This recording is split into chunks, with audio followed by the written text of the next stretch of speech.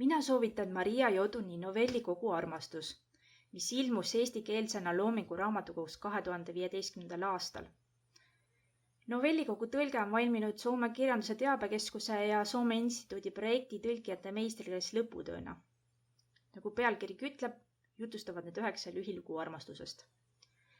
Ja kuigi originaalteos on ilmunud üle 100 aasta tagasi 1907. aastal, kõnetavad nende novellide teemad meid ka tänapäeval, sest need lood räägivad päriselust ja inimsuhetest. Maria Joduni kirjutamisstiil on napp, kuid keeleliselt rikas ja huvitav.